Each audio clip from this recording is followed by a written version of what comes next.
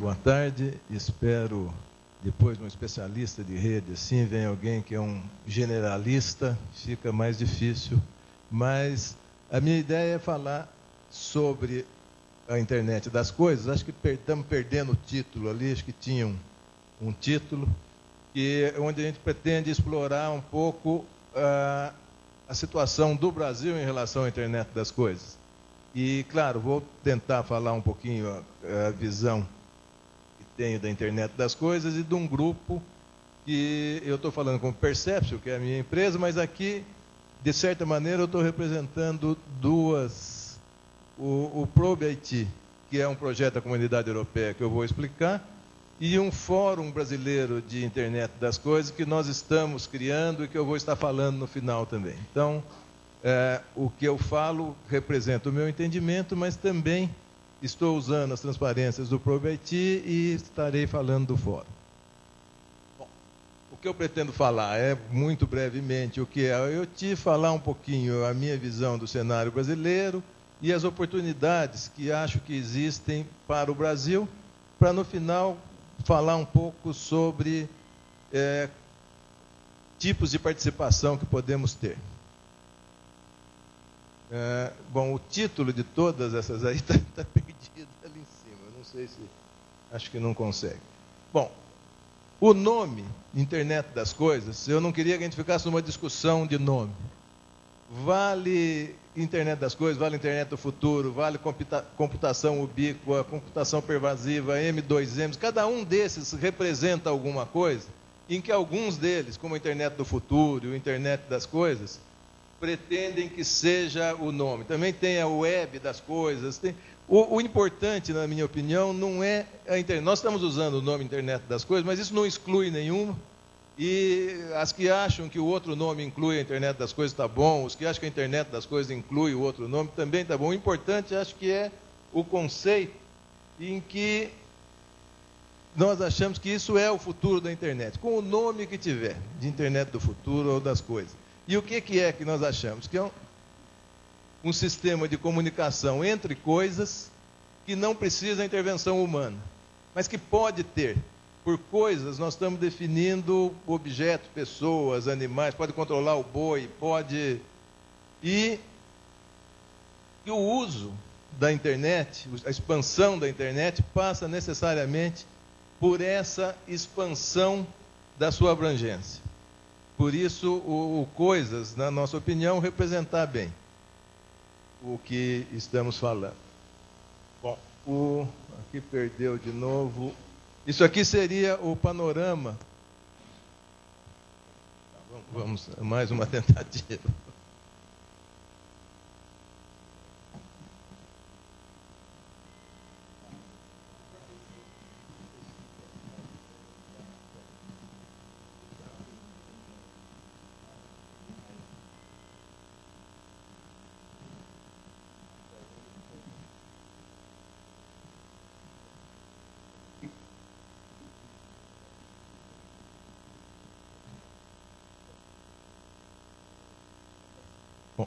O que eu estou querendo falar do cenário brasileiro? Que o cenário brasileiro, do ponto de vista de infraestrutura, e as explicações de rede aqui já disseram isso, nós temos uma infraestrutura que está adequada para o que se fala da internet das coisas.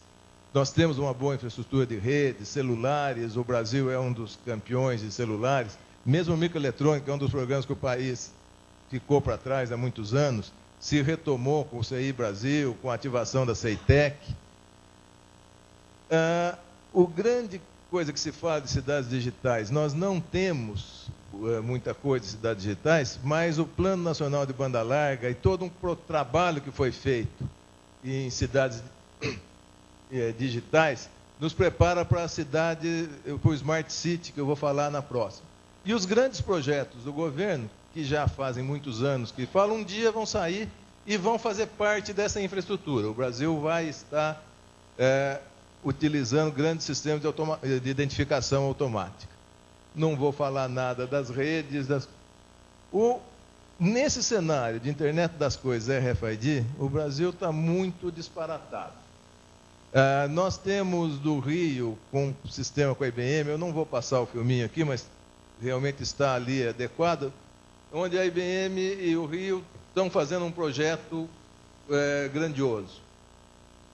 Eu estou pegando aqui coisas de notícia de jornal. A vitória da Conquista na Bahia foi notícia no New York Times, em todo lugar, por ter feito um sistema colocando um chip de RFID na camiseta dos alunos, em todas as escolas públicas. Talvez vocês tenham lido também.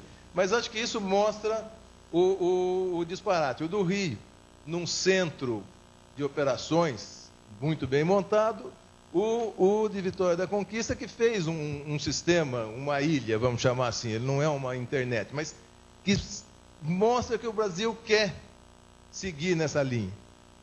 A automação de varejo, que acho que talvez muitos de vocês que tenham acompanhado isso, lembram que há 5, 6, 7 anos atrás, se supunha que isso que nós estamos falando hoje, de internet das coisas, aconteceria via varejo.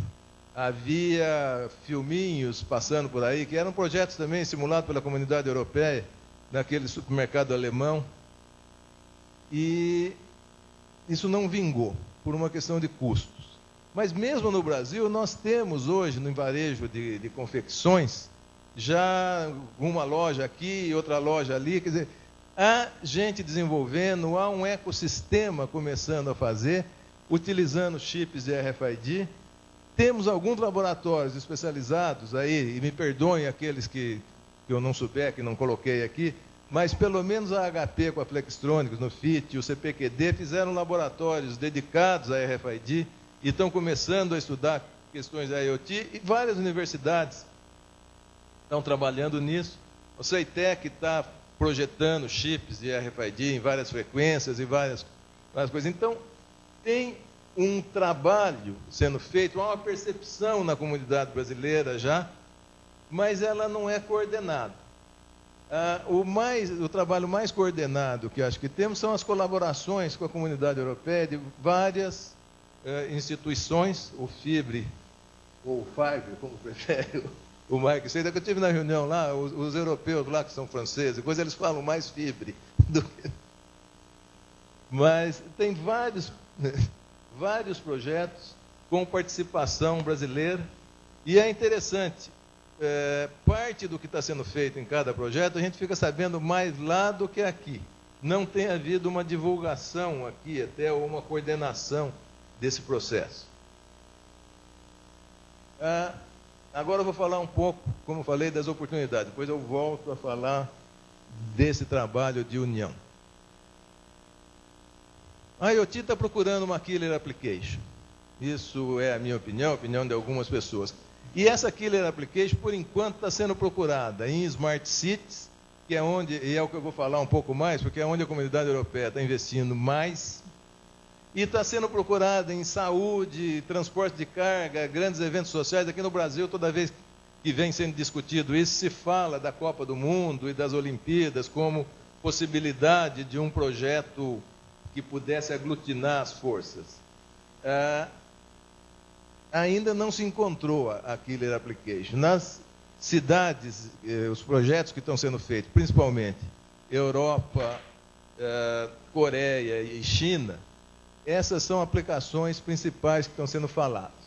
Isso aqui, agora eu vou mostrar uns slides que são do projeto Smart Santander. Aliás, nós acabamos esquecendo de pôr os créditos no final, vamos ter uma que tem de quem são os slides originais em inglês. Mas por que eles escolheram Smart City quando foram fazer esse projeto do Santander? Porque a previsão é que nós vamos ter, nos próximos 10, 15 anos, uma urbanização ainda maior do que já aconteceu. Muito mais cidades maiores. Ali, por exemplo, essa projeção de mais 100 cidades acima de 1 milhão de habitantes. E que todo mundo vai estar conectado na internet. E que, então, a Smart City seria o campo, o playground aí dessa internet do futuro, ou internet das coisas, o melhor que existe. O projeto Smart Santander, e por que eu estou citando ele? Ele é a experiência mais em andamento no momento. Ele é do nome genérico FIRE, que é The Future Internet Research Experiment. Ele prevê, e acho que já está muito próximo disso, de colocar 20 mil caixinhas pretas de internet pela cidade. E estão fazendo isso com o objetivo de tentar descobrir usos para os pesquisadores, para os usuários finais, para os provedores de serviço. E com um investimento da ordem de 8,67 milhões de euros. Tem também uma participação de todas as cidades, de outras cidades ali.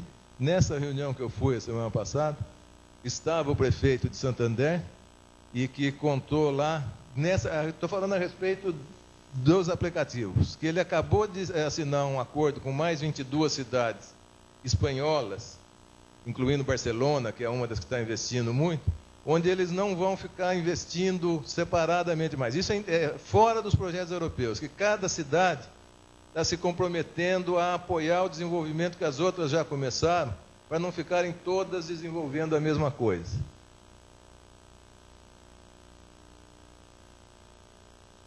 Não foi? Aqui, né?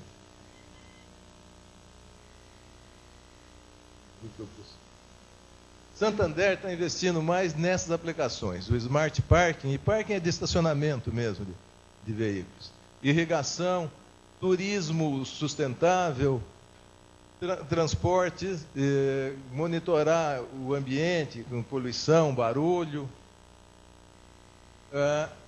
Começou um outro projeto, do qual Santander faz parte, que é esse Auto Smart, nessa linha de procurar focar alguma coisa. E esse aqui está tentando focar em sistemas que sejam ecológicos, que está ali, o Ecosystems Innovations. Esse está em 5 cidades, todos numa mesma linha de, por exemplo, de Trento aqui, detecção de vazamentos de água. Então é Birmingham, é uma cidade da Dinamarca, que deve falar Aarhus, Trento, de novo Santander. Santander aqui focado em luzes, em iluminação, e Berlim focado na coleta de lixo, vamos chamar assim. Aqui tem uma explicaçãozinha um pouco mais detalhada de cada projeto. O da Dinamarca, o Aarhus, ele é ligado em abrir os dados para que todo mundo possa desenvolver aplicações. Focando mais em educação, operadores e os sites de trabalho nas utilities. O de Trento é o de vazamento de água, esse aqui é o de turismo, que está em Birmingham. Os outros 2 projetos aqui. Então, veja, Santander, mesmo sendo aquele grande playground, ele está participando de mais esse projeto e mais essa convenção que eles fizeram, esse acordo que eles fizeram com as outras cidades espanholas. O que esse pessoal está procurando? Encontrar aplicações que realmente paguem o sistema e que permitam uma infraestrutura que possa gerar as novas aplicações. E cada projeto europeu lá foca alguma coisa.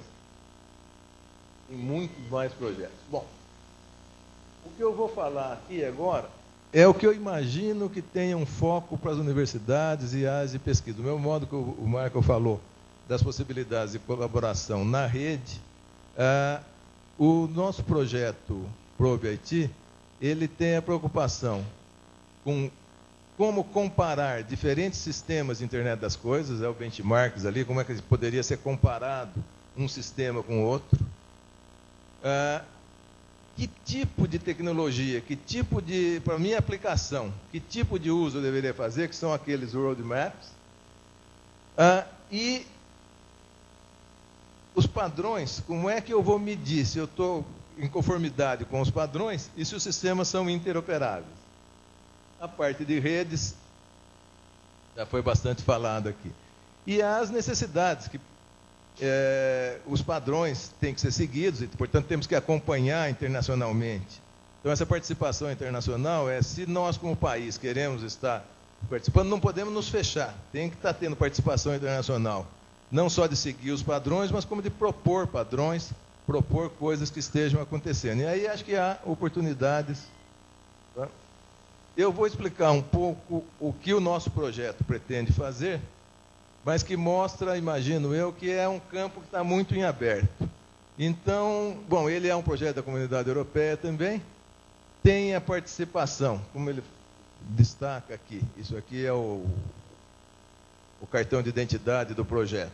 Ele é muito ativo internacionalmente, a nossa empresa representa o Brasil, tem 2 entidades chinesas, um centro de pesquisa e uma universidade, e 2 da África, uma da África do Sul e uma da Tunísia. É um centro de pesquisa da Tunísia e a Universidade de Surrey, da Inglaterra, Uninova, de Portugal, de Rennes, da França, 2 empresas de consultoria, uma francesa e uma alemã, são aquelas 2 de baixo ali. Acho que não esqueci nenhum. O que é o approach genérico do Probe IT? Você está fazendo uma pesquisa, um trabalho e quer colocar um produto no mercado. O objetivo, se não for o mercado, tem alguma coisa errada, pelo menos na nossa visão. E como é que você decide que tecnologias usar? Como é que você compara se o seu sistema pode ser melhor do que outro, ou você está no caminho certo? E como é que você testa se ele se ele é interoperável? Então, o que se espera do projeto, e pode ser que esteja sendo muito otimista, mas é conseguir gerar um processo de comparação de implantações de IoT, que é esse Benchmarking of IoT Deployments, para poder ter um tipo de um guia para os donos do projeto, aqueles que estão responsáveis pelo projeto, que possa ajudar a identificar as melhores opções quando for implantar ou usar a internet das coisas. Também para você fazer um guia para implantação. E a interoperabilidade, também a ideia do projeto é de sair um guia que permita validar as tecnologias. Quer dizer, um guia de testes, esse aqui é mais prático. Inclusive, o projeto já realizou um primeiro evento de testes do COAP, vamos ter alguma transparência aqui, em Paris, em março, que é onde os usuários, o pessoal que desenvolveu aplicações, desenvolveu o sistema, leva para fazer o teste uns contra os outros, com um software que controla isso. Então, o projeto pretende ser prático.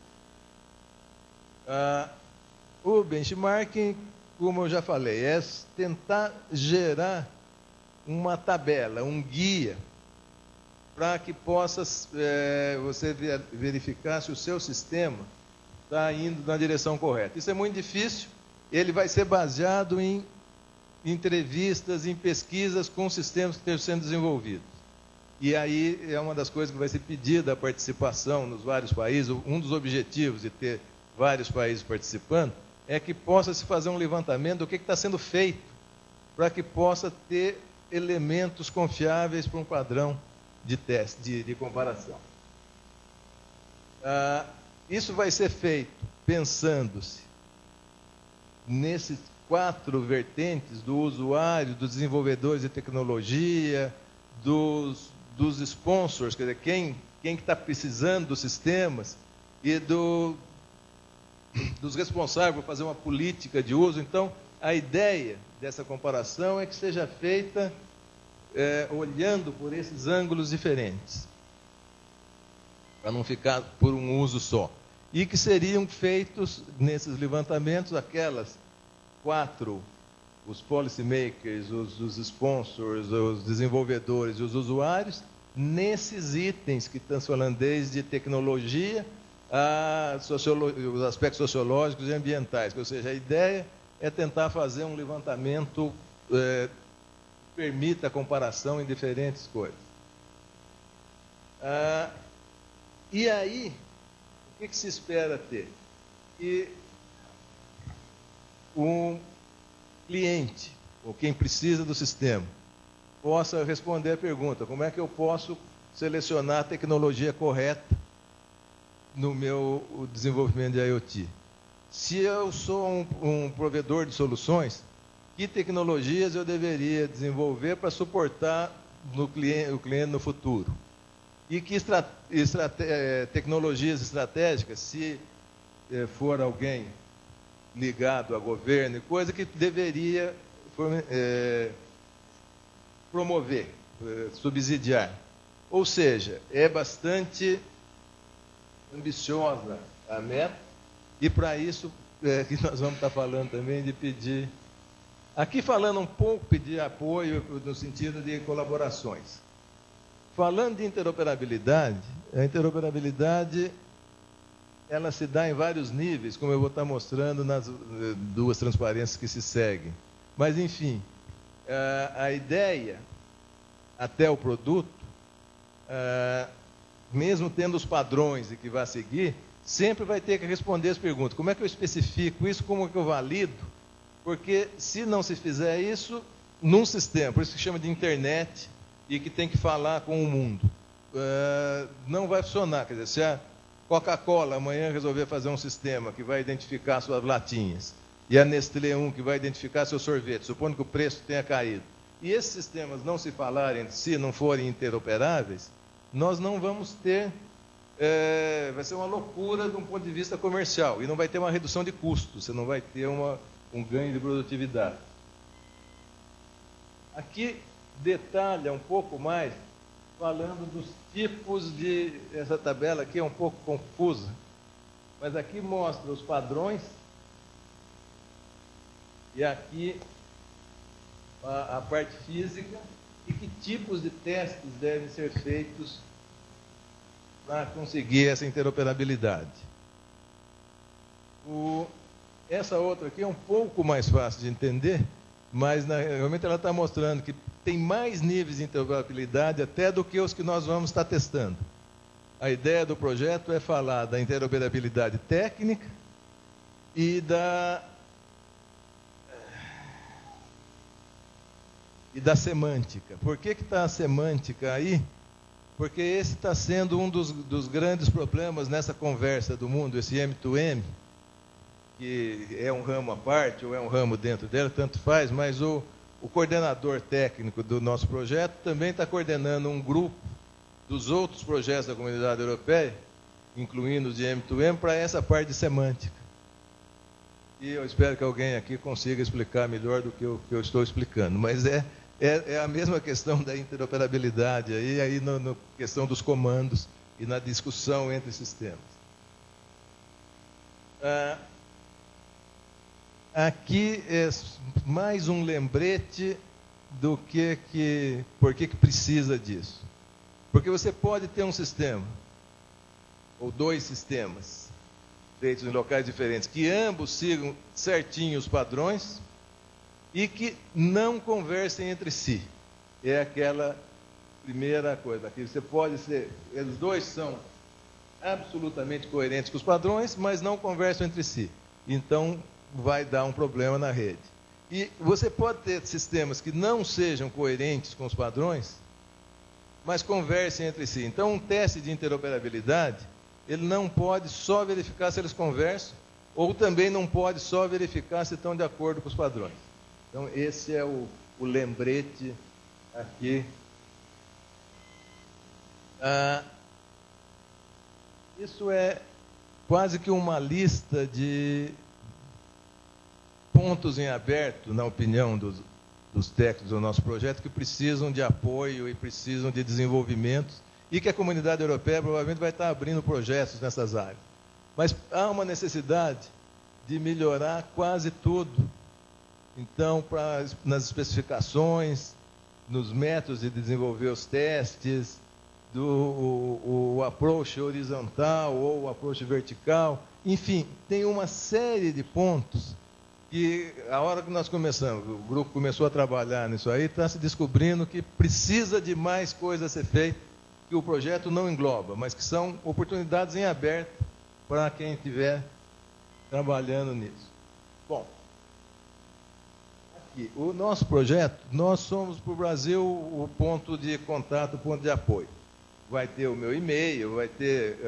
Vocês também... Aqui está o site do projeto. E nós estamos abertos e pedimos, quem quiser colaborar em alguma coisa do projeto, estamos abertos e nós vamos também estar passando questionários ligados à questão do projeto. Bom, voltamos daqui a pouco a falar um pouco mais de como estar colaborando. Eu vou agora falar muito rapidamente, que é da reunião que eu estive lá, e que aí o pessoal até achei que o Mike fosse falar. Não sei se todo mundo está sabendo, está aberta uma nova chamada entre Brasil e Europa para o CNPq do lado de cá e a Comunidade Europeia do lado de lá. Já foi feito o projeto FIBRE é desse projeto. Aqui está difícil de ler, mas eu vou ler aqui de perto. Que lembra? Esse projeto terá só 4 áreas e terão só 4 projetos aprovados. O valor total do projeto é 10 milhões de euros, sendo 5 milhões do CNPq para as empresas do lado brasileiro, 5 milhões para as empresas do lado europeu. Aqui é Cloud Computing, tecnologias sustentáveis para uma sociedade. Ver se consegue. Eu acho que eu tenho uma outra aqui. Acho que agora todo mundo consegue ler, né? Cloud Computing for Science, Sustainable Technology for a Smarter Society, Smart Services and Application for a Smart Society, e Hybrid Broadcast, Broadband TV and Service. Então, serão aprovados só 4 projetos, um em cada área, e o consórcio pode ser, agora que é o FIBRE lá, 16 entidades. Aliás, essa reunião, Bom, aqui são os projetos que foram aprovados no projeto anterior, onde o FIBRE é esse aqui. Essas transparências acho que estão meio difíceis de ler, mas de todo modo, vai ter a transparência que depois for divulgar, isso aí, eu só preciso pôr o crédito.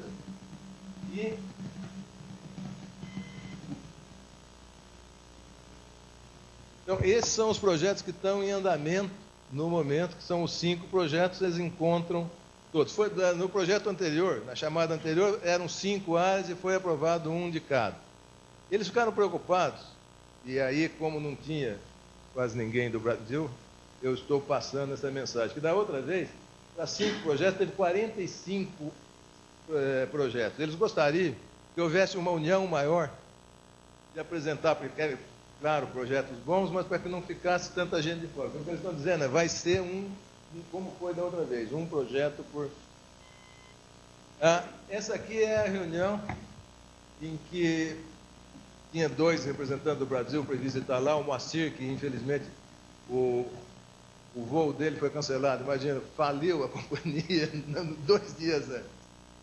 E eu que falamos lá. Mas essa reunião teve a presença do Mário Campo Largo, que é o diretor da Comunidade Europeia. Isso aí teve várias apresentações do pessoal. Esse aqui foi o pessoal falando. Vocês devem estar a par disso, mas houve uma reunião no Brasil em outubro, onde esse pessoal esteve e que definiu essas 4 áreas. E aí lá, sobe um pouquinho aqui. As pessoas que falaram pelo lado deles, e aí as apresentações vão estar no site, representam entidades que têm ideias de projetos e que estão com projetos que gostariam de formar um consórcio para fazer. Então, aqui vocês têm os nomes, eu tenho o cartãozinho de todos, eu posso fazer o contato, mas também isso tudo vai estar no site, eu não sou o representante disso aqui. Isso aqui é um serviço, já que estive lá O que é o serviço que nós estamos fazendo, que aí tem um grupo que está trabalhando nisso já há muito tempo, que do pessoal que está aqui, pelo menos 2 pessoas, o próprio Lopes e o professor Mamana já estiveram participando de reuniões, nós acreditamos que o Brasil tem uma oportunidade que é daquelas que aparece de tempos em tempos, mais agora que a tecnologia está rodando, mas tem uma oportunidade de ser importante em IoT. O próprio fato da gente ver a comunidade europeia interessada em fazer projetos com o Brasil mostra que o Brasil está num momento diferente na comunidade internacional também. E é uma tecnologia que, claro, pode não acontecer, como você falou do OpenFlow de manhã, mas tudo indica que, seja com o nome que for, vai acontecer essa evolução. São campos para se trabalhar, para se gerar produtos e vão dar resultado. E o Brasil poderia não estar atrás. Veja, quando foi falado da internet aqui, o Marco acabou de falar, o Brasil começou 5 anos atrasado nas duas, na internet 1, na internet 2, na internet comercial.